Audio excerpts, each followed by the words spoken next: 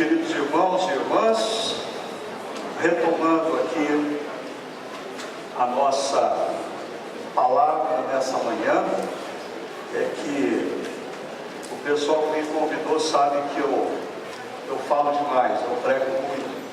Sim, minhas pregações são sempre muito longas. Então, gentilmente, eles me convidaram para pregar em duas etapas, né? Então é a mesma pregação em duas etapas. Então agora a gente está entrando no segundo tempo da pregação dessa manhã, ok? E agora eu queria me concentrar com vocês um pouquinho falando das más e das boas notícias que envolvem o anúncio do Evangelho aos nossos amigos, parentes, vizinhos e assim por diante.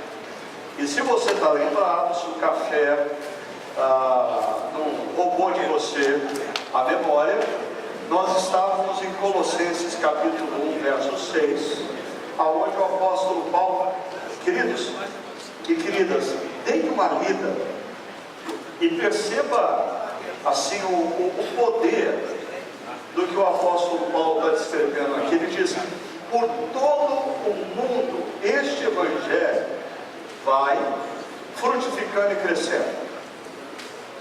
Você sabia que por todo o mundo o Evangelho que nós estamos refletindo sobre ele nessa manhã, ele está fazendo diferença na vida de pessoas? Deixa eu dizer uma coisa para vocês. Eu comecei o meu ministério como pastor muito jovem, eu tinha 22 anos de idade. E eu comecei o meu ministério na cidade de São Paulo, no bairro de Pirituba. E ali eu fui encarregado de cuidar de uma igreja que já existia. Aquela igreja tinha ali cerca de 120, 150 pessoas. E eu passei cerca de 10 anos da minha vida ali. Antes disso, eu havia passado 4 anos dentro do seminário.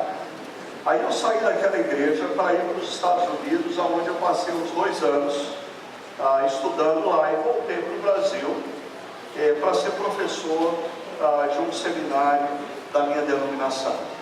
Se você contabilizar aí, 4 anos de seminário, mais 2 de ministério, 12, mais 2 anos estudando, 14, mais 4 anos dando aula em seminário, 18. Eu estava há 18 anos me relacionando com crente.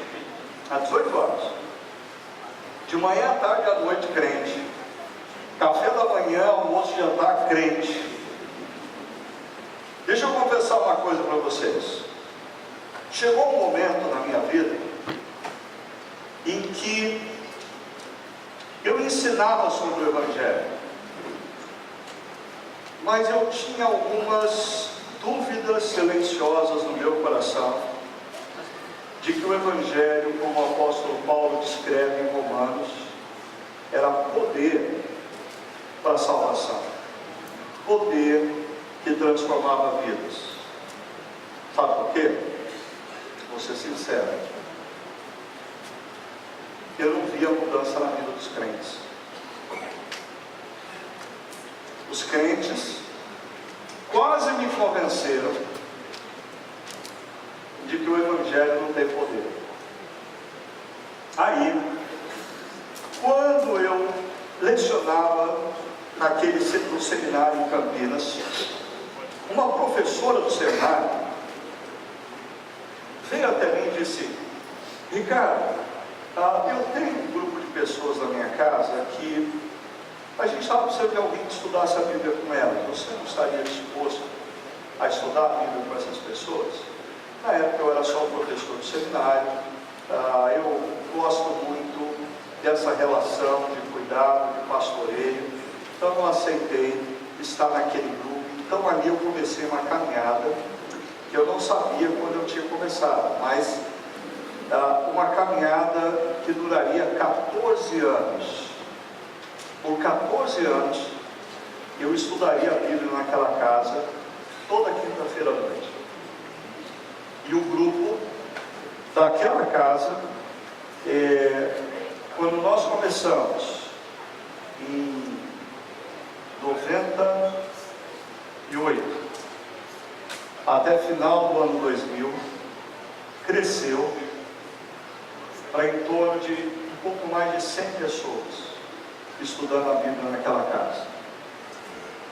95% daquelas pessoas que estudavam a Bíblia naquela casa nunca haviam pisado numa igreja evangélica.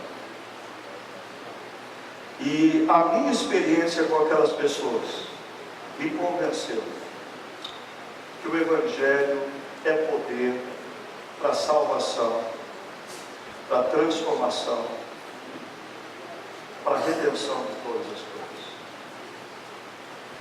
Trabalhando com pessoas que não conheciam o Evangelho, na medida em que eu estudava a Bíblia com elas, e elas ouviam, entendiam e se rendiam, eu vi com os meus próprios olhos pessoas mudando, pessoas sendo transformadas. Eu vi, acredito, eu vi.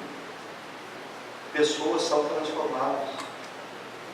Eu vi maridos que não tratavam bem as suas esposas, na medida em que eles ouviram, compreenderam e se renderam ao Evangelho, se tornaram homens mais doces, mais amáveis, mais líderes do lar.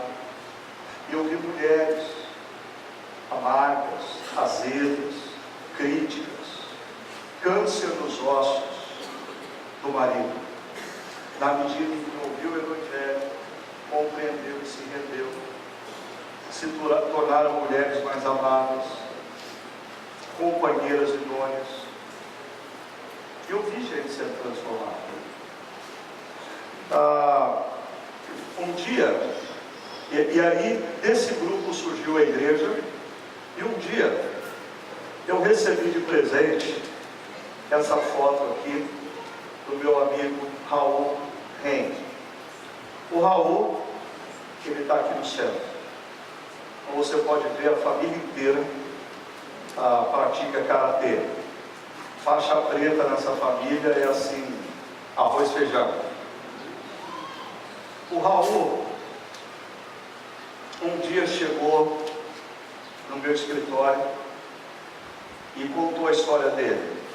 Ele disse: pastor, eu quando jovem, eu fui da seleção olímpica de saltos ornamentais do Brasil e viajei muito, conheci muitas pessoas, aprontei muito na juventude, comecei um casamento.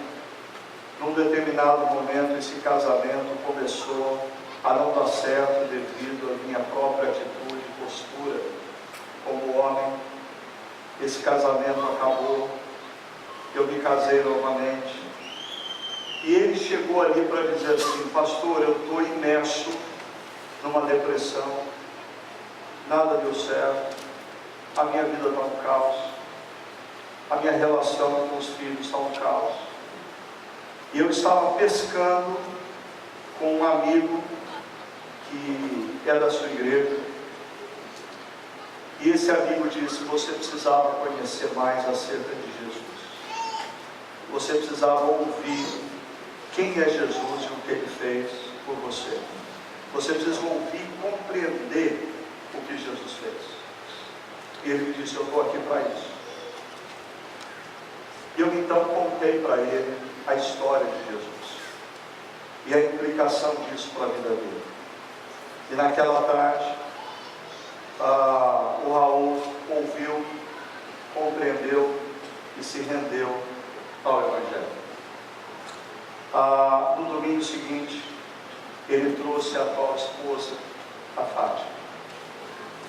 Cerca de 2, 3 domingos depois, ele trouxe um dos filhos, e ele foi trazendo, e a família foi aumentando, e o Evangelho começou a contagiar a família dele, e nós chegamos a ter um retiro da nossa comunidade, que o Raul, ao redor dele, tinha mais de 25 pessoas.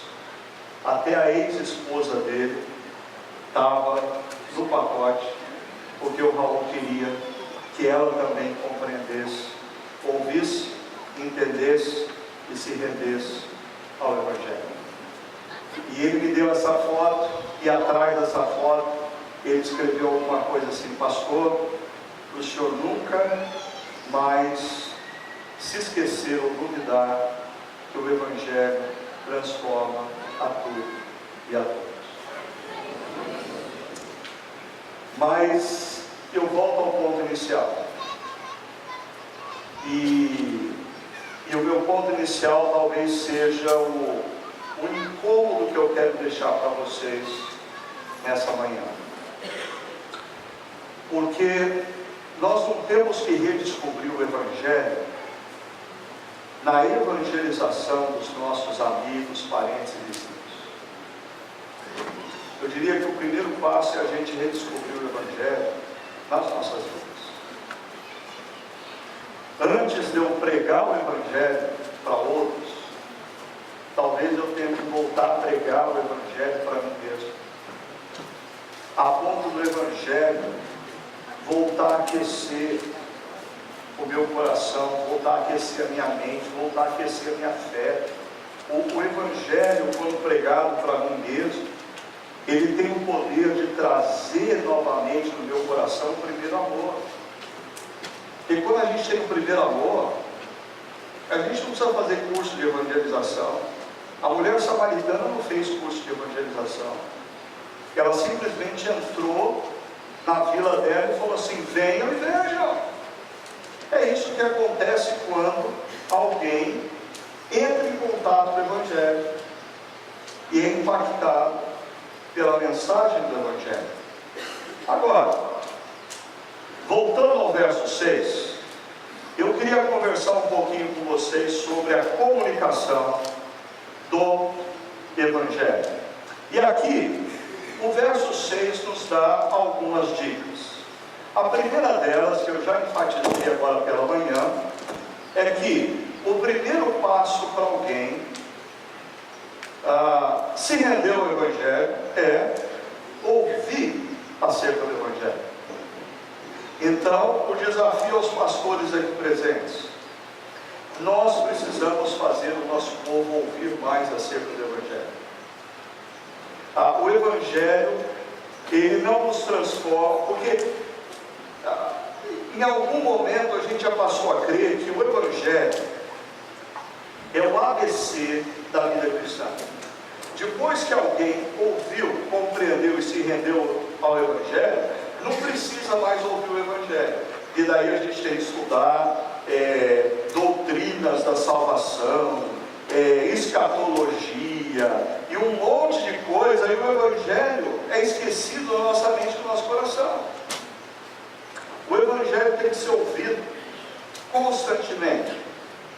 Agora, não basta ouvir, tem que entender. Eu diria que muita gente já ouviu acerca do Evangelho nas nossas igrejas, mas até hoje não compreendeu o Evangelho nas nossas igrejas. Não compreendeu. Porque quando você compreende o Evangelho, se você é um crente velho, quando você compreende o Evangelho, a sua primeira reação ao Evangelho é de indignação. Deixa eu dar um exemplo. Eu sou chamado por uma enfermeira da minha igreja até o hospital, e ela diz: olha, tem um paciente terminal, mas ele ainda está inconsciente, e ele pediu para que alguém pudesse vir falar com ele sobre como ele pode ter a vida eterna, aí orar por ele. E aí eu entro na sala, no quarto, e eu explico para aquele paciente que está à beira da morte o que Jesus fez ao entrar na história e morrer naquela cruz, e que se ele crê que Jesus é quem ele disse ser, e o que Jesus Cristo fez foi suficiente, se ele crer nisso e se render a essa verdade, quando os olhos dele se fecharem para a história, se abrirão para a eternidade, ele vai estar com Deus.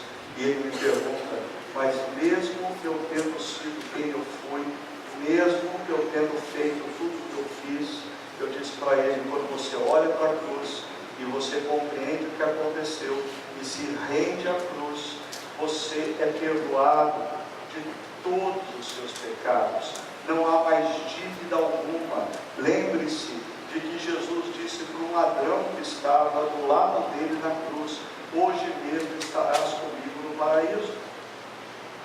E aquele homem disse: eu quero.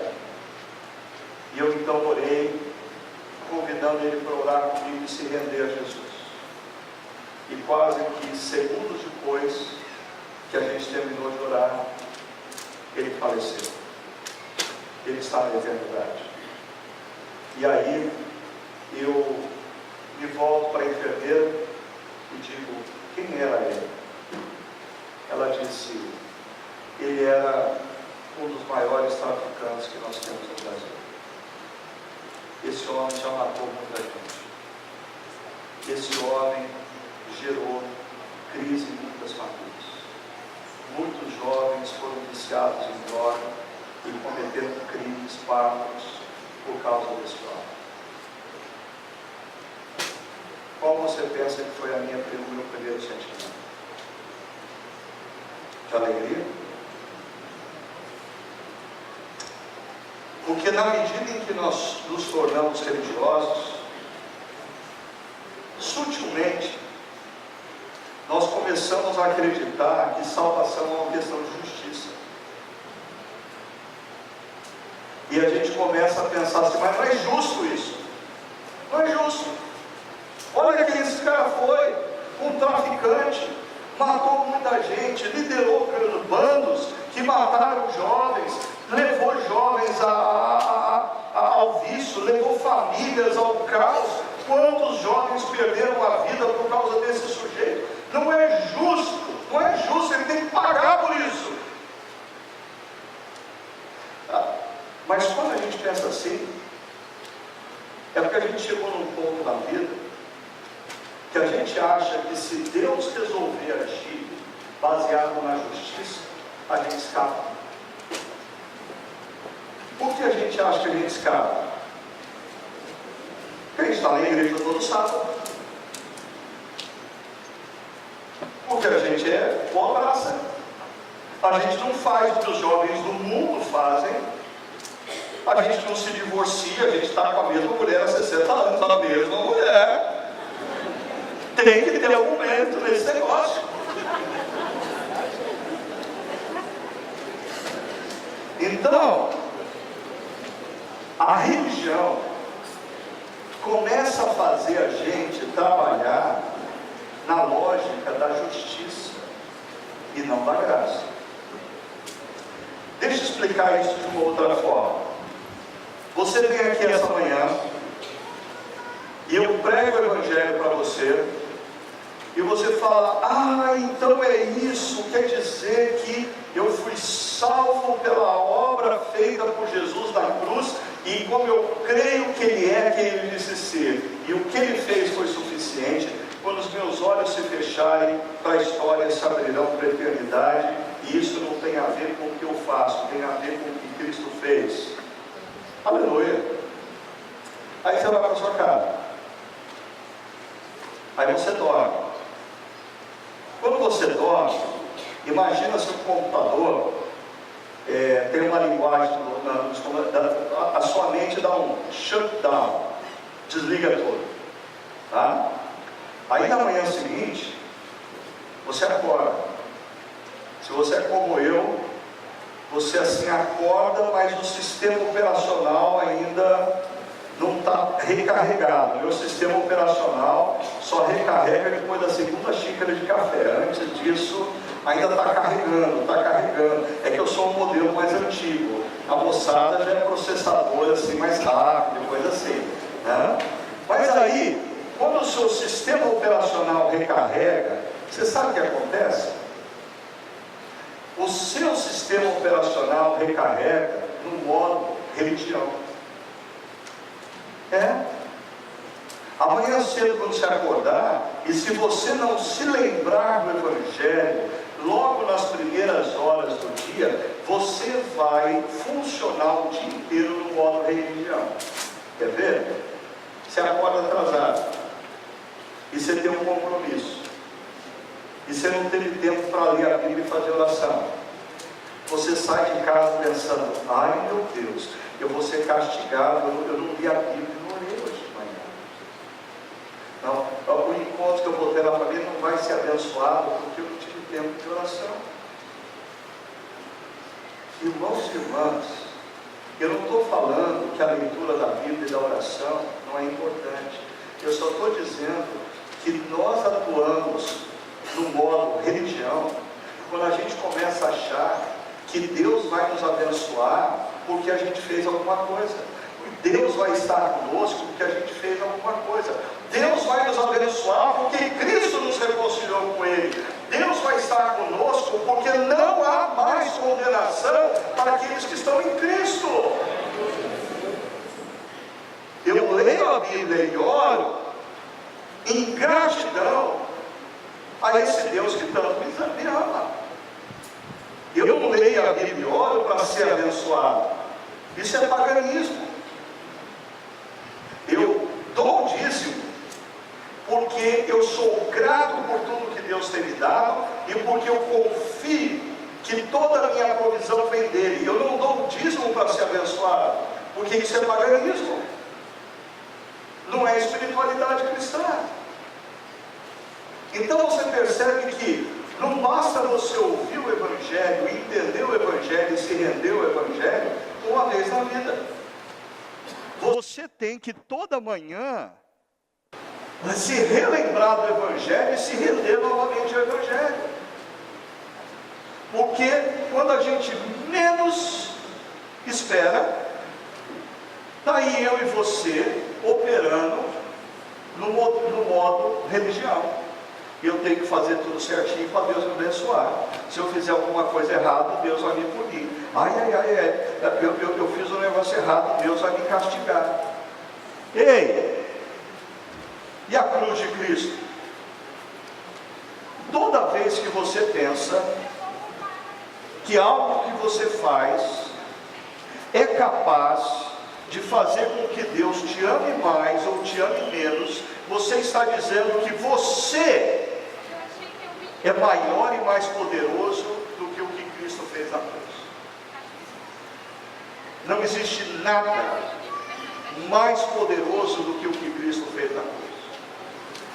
Então nós precisamos ouvir o Evangelho, entender o Evangelho. Agora, o terceiro elemento aqui, em toda a verdade. Por quê? Porque eu posso estar usando aqui para vocês o termo Evangelho, e por detrás do uso eu estou pregando uma coisa que não é o Evangelho. Prova disso é o que Paulo escreve a uma outra igreja, aos Gálatas, no capítulo 1, versos 6 e 7, que ele diz assim: admiro-me de que vocês estejam abandonando tão rapidamente aquele que os chamou pela graça de Cristo, para seguirem o que? Outro Evangelho. Outro Evangelho. Um grupo de cristãos ouviu, entendeu e se rendeu ao Evangelho. Mas com o passar dos dias, semanas e meses, eles passaram a seguir outro Evangelho. E Paulo diz que na realidade não é Evangelho, porque só tem um Evangelho. O que ocorre é que algumas pessoas os estão perturbando, querendo perverter o Evangelho de Cristo. E eu diria para vocês que existem dois tipos de pessoas que tentam perverter o Evangelho de Cristo, que você ouviu, compreendeu e se rendeu. Me acompanhe. Primeiro tipo de pessoa, vou botar ela aqui no meu lado direito, é o religioso. É o religioso que fala do Evangelho, mas vive como se tudo dependesse dele mesmo. É um religioso que afirma que Jesus é o caminho, a verdade e a vida, mas ele crê piamente que se os olhos dele se fecharem para a história, se abrirão para a eternidade, porque ele é melhor do que a pessoa que está sentada do lado direito, do lado esquerdo dele, porque ele é melhor do que os amigos de trabalho dele, porque ele é melhor do que os amigos da escola dele. Ele crê no mérito pessoal, e ele vive um compromisso com a igreja, não como consequência do impacto que o Evangelho gerou na vida dele. Ele vive um compromisso com a igreja como uma forma de conquistar o amor e a bênção de Deus. Esse religioso, ele distorce o Evangelho. Ele usa o termo Evangelho, mas ele faz com que todo mundo ao redor dele viva o legalismo. O efeito final desse tipo de gente é hipocrisia e legalismo. Hipocrisia, porque ele faz como Moisés quando desceu da montanha. A glória vai passando e ele bota um véu para fazer de conta que ele não peca mais, ele não comete esses erros grotescos, ele não passa por situações que esses crentes imaturos estão passando. Isso é hipocrisia. E ele passa a viver o legalismo, impor sobre as pessoas normas e regras que nem eles vivem. É uma distorção do Evangelho. Deixa eu vir aqui para o lado esquerdo. Tem uma outra pessoa que distorce o Evangelho. É a turma da licenciosidade. Licenciosidade. O que a turma da licenciosidade faz? Eles também falam do Evangelho. O Evangelho também está nos lábios deles. Eles também falam que eles creem no Evangelho. No entanto, eles entendem assim: Jesus Cristo naquela cruz morreu pelos nossos pecados passados, presentes e futuros. Concorda? É uma verdade. Só que aí vem a distorção. Então, pouco importa, meu amigo, minha amiga, o que você faz na sua vida. Liberou geral. Faz o que você quer. Deus te ama, independentemente do que você faz. Agora, eu sei que isso é difícil para algumas pessoas entenderem. É verdade que Deus me ama independentemente do que eu faço, e isso parece uma loucura para mim, mas é distorcer essa verdade, dizer, porque Deus me ama independente do que eu faço, eu não devo ter uma reação de gratidão a Deus vivendo os valores e princípios dele. Eu não devo ter uma relação de missão com Deus, vivendo na história os princípios e os valores dele. Então a turma da licenciosidade distorce o Evangelho, dizendo que o fato de você ser cristão não significa que você deve ser diferente daqueles que você vive durante a semana na escola ou no trabalho. Você percebe que tanto o religioso como o licencioso, eles distorcem o Evangelho. Por isso que toda manhã a gente tem que lembrar a nossa mente de qual é o verdadeiro Evangelho. Porque o religioso e o licencioso, eles não moram do lado de fora da gente. Eles moram dentro da gente. Eles estão constantemente tentando distorcer o verdadeiro Evangelho. E a gente tem que lembrar nossa mente, no nosso coração, de qual é o verdadeiro Evangelho. Então, qual é o verdadeiro Evangelho? O verdadeiro Evangelho começa na afirmação de que Deus criou todas as coisas, e Ele olhou o universo e disse, tudo ficou muito bom.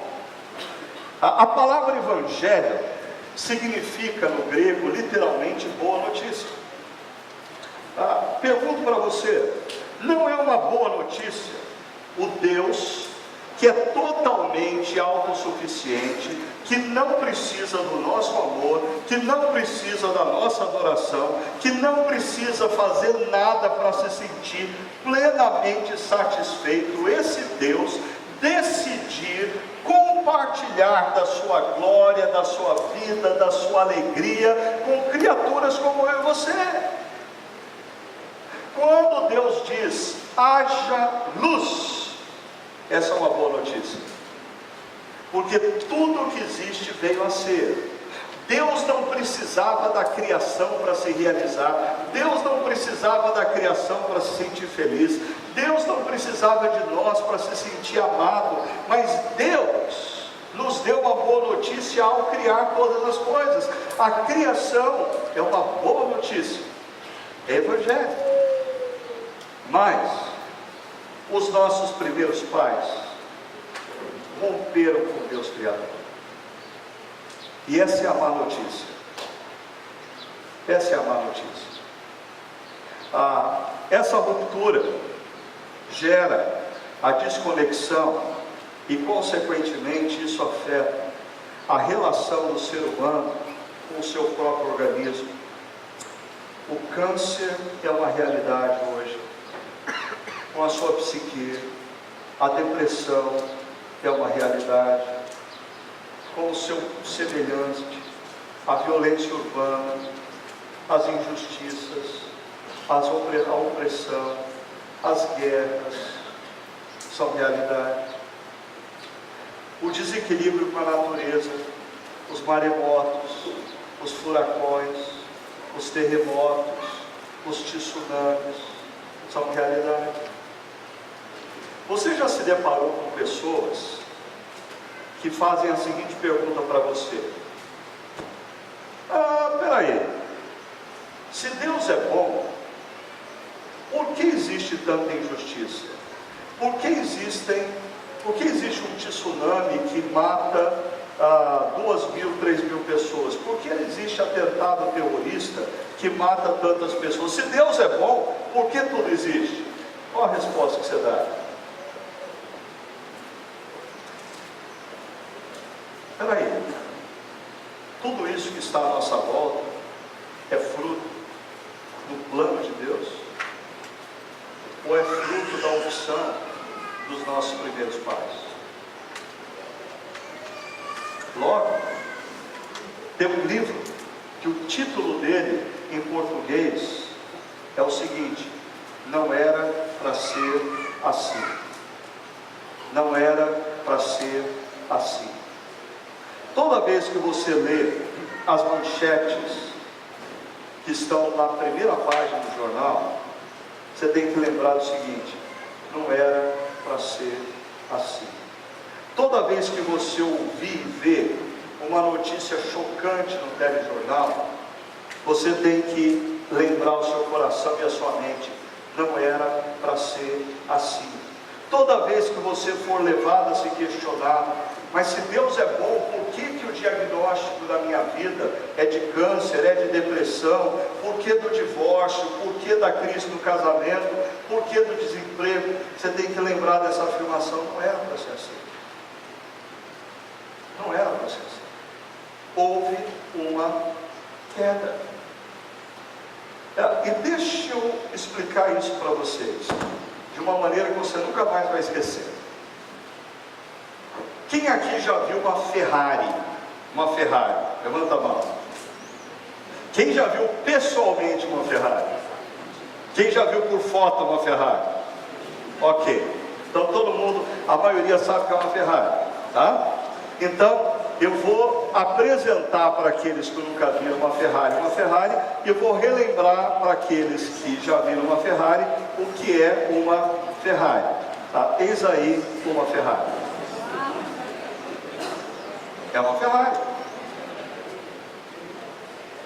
Alguém discute que isso é uma Ferrari?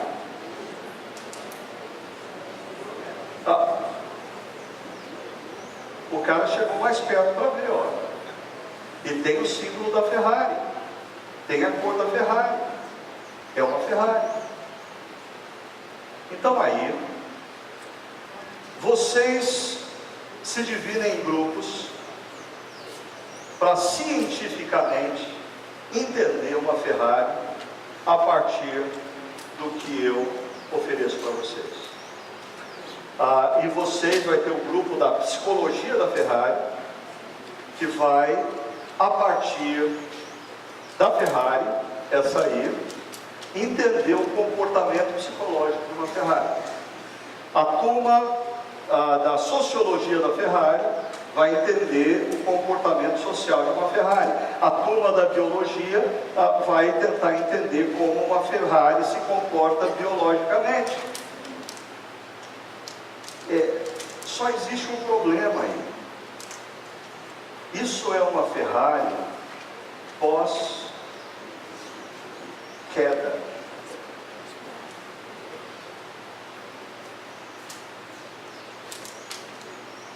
A Ferrari antes da queda é isso. Qual é o problema que nós estamos nos deparando no mundo de hoje?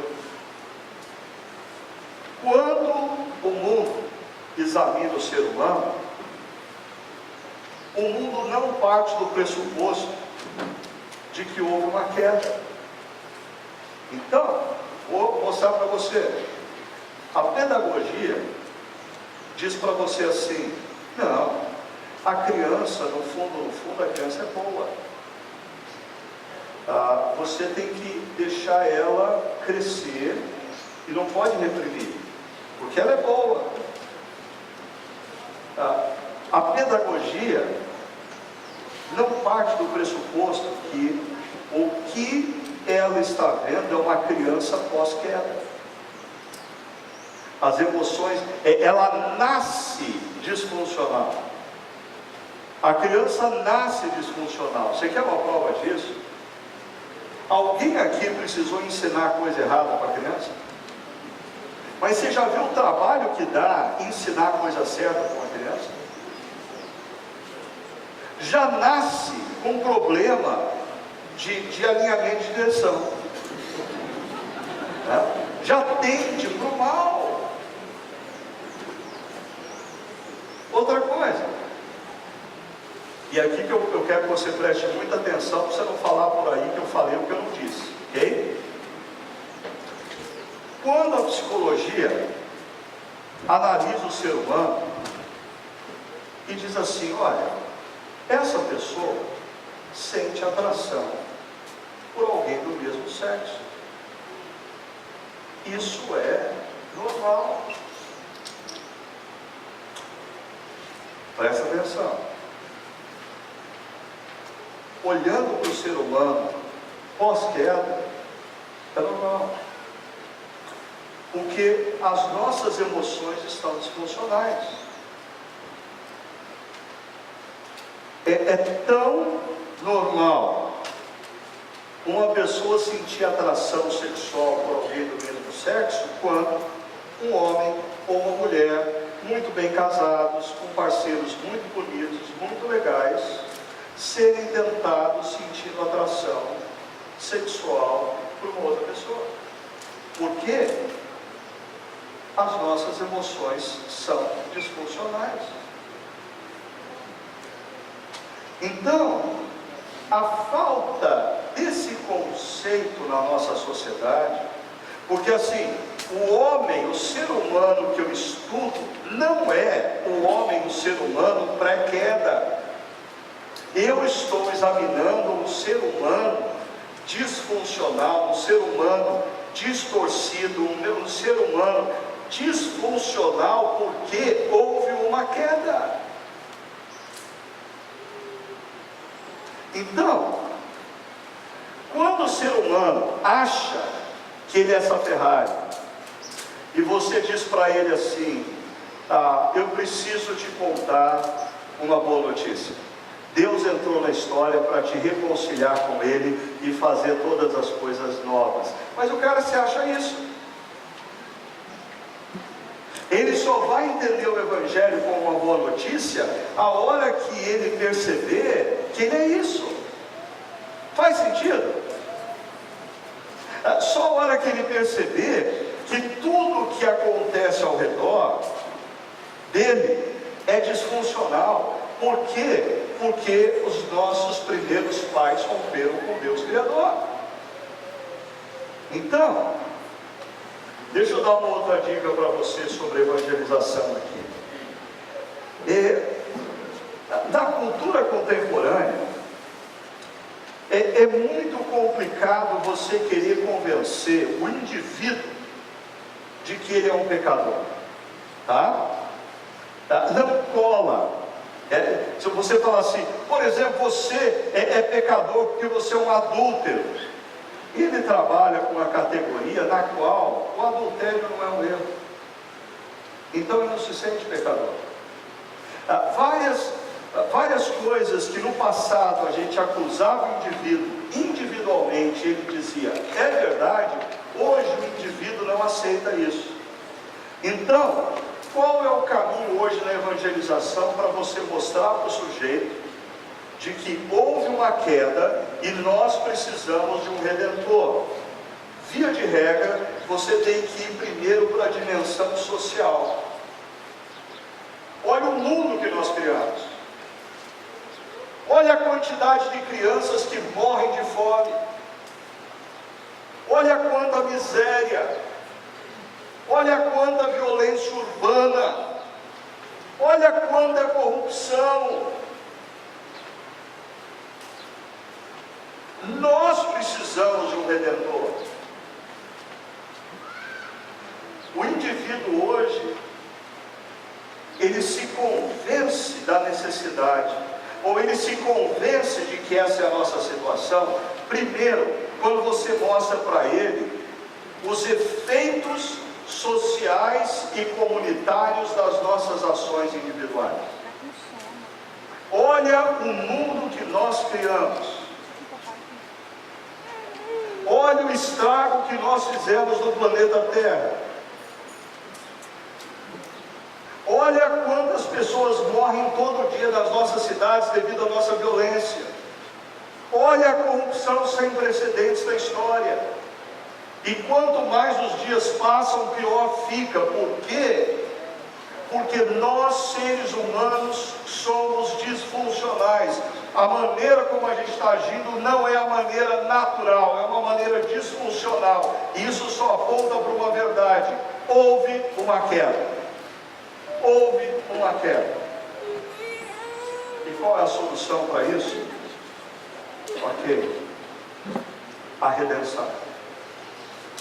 Aí você tem que contar que o Deus Criador não virou as costas para nós, antes ele entrou na história para pagar o preço da nossa reconciliação.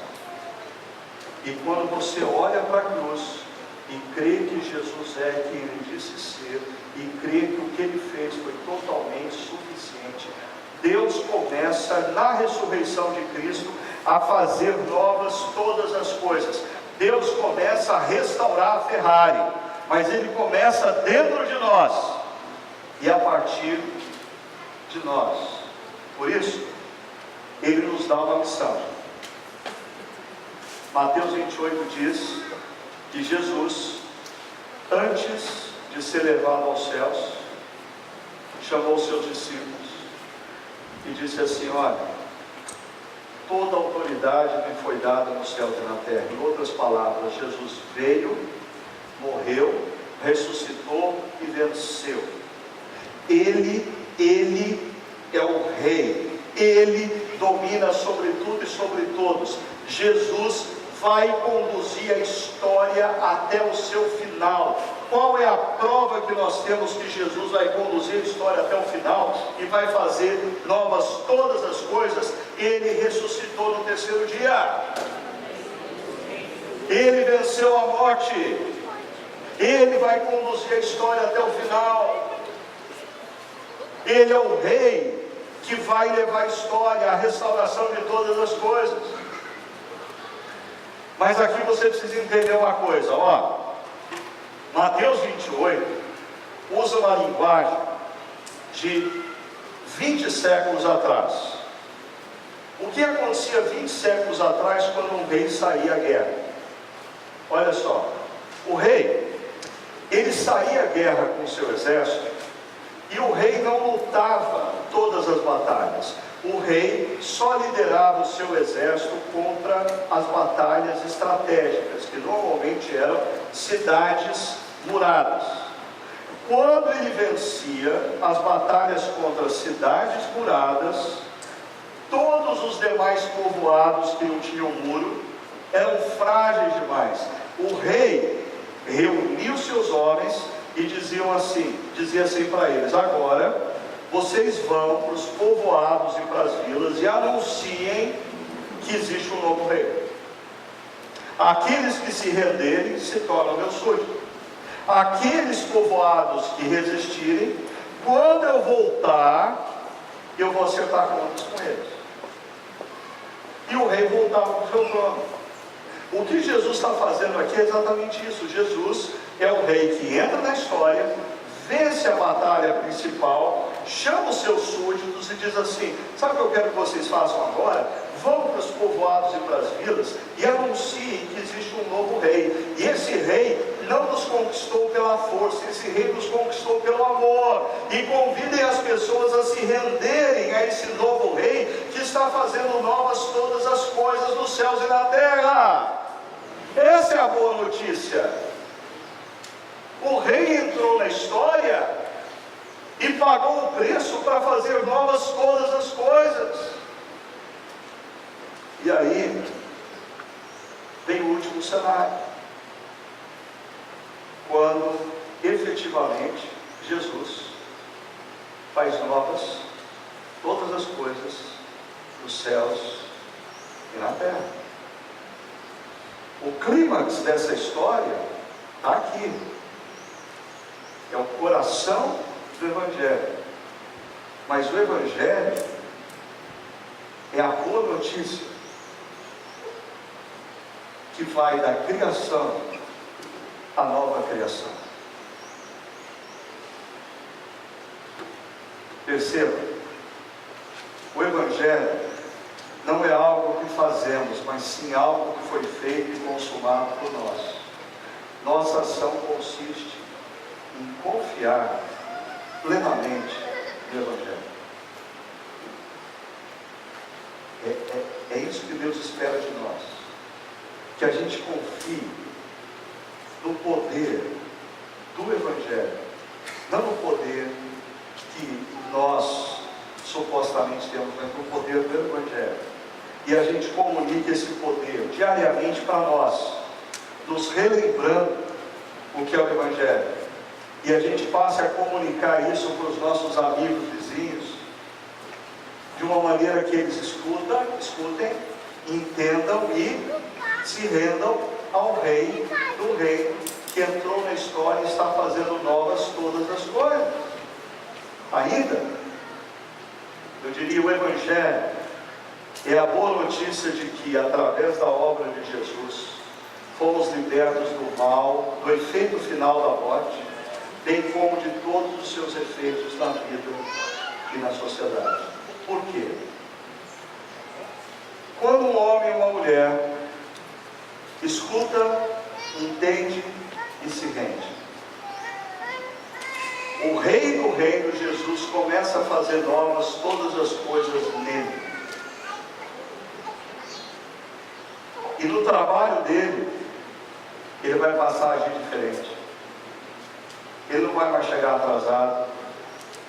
O chefe dele não vai mais precisar cobrá-lo de fazer nada. Ele vai se tornar o melhor funcionário, o mais excelente. Por quê? Porque agora ele é luz. E os amigos dele vão olhar e dizer: o que está acontecendo? Ele não age como a gente age. E na vizinhança, aquela mulher briguenta com as vizinhas se torna gradativamente uma pessoa amorosa e bondosa, que toda tarde, quando faz o bolinho, leva um prato para as vizinhas. No começo as vizinhas não comem porque acham que tem veneno dentro. Mas depois, com o passar do tempo, começa a acreditar que algo diferente está acontecendo. E tanto aquele sujeito no trabalho como aquela mulher na vizinhança, em um determinado momento começam a ser alvo da seguinte pergunta: o que aconteceu? O que aconteceu? E aí você pode contar a história. A história que mudou a sua vida. E que vai mudar a vida daqueles que te cercam também. E eu termino com uma frase do pastor Tim Keller. Eu sei que os pastores aqui conhecem o pastor Tim Keller. O Tim Keller diz assim: o Evangelho não é apenas ABC, mas é o A a Z da vida cristã. Olha só, não é apenas um caminho para escapar da condenação pelo pecado, mas é a dinâmica de vida fundamental para a vida cristã como um todo. O Tim Keller está dizendo: o Evangelho não é algo que a gente escuta no início da vida cristã, e depois que a gente escutou, compreendeu e se rendeu, a gente não precisa mais. E aí a gente passa a estudar a santificação, a escatologia, eclesiologia, soteriologia. Não, ele diz: olha só, nós somos salvos por acreditar no Evangelho. Então, nós somos transformados em cada parte da nossa mente, coração e vida por acreditar no Evangelho mais e mais, na medida em que nossas vidas se desenvolvem. Termino a minha participação aqui fazendo duas perguntas para você. O Evangelho tem transformado a sua vida?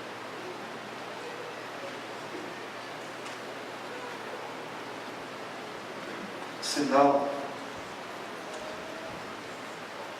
o caminho não é você botar mais força nesse processo. O caminho é você voltar a pregar o Evangelho para você mesmo toda manhã. E se relembrar do amor imensurável que Deus teve por você naquela cruz.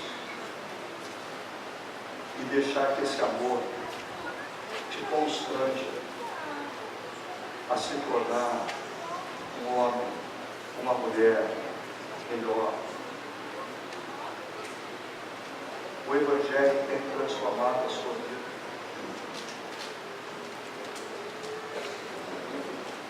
Segunda e última pergunta.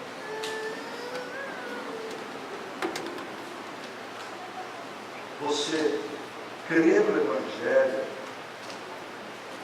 como o poder de Deus para a redenção de todas as coisas? Você crê? Você crê nisso? Então, a pergunta complementar a essa segunda pergunta: o que você fala sobre isso?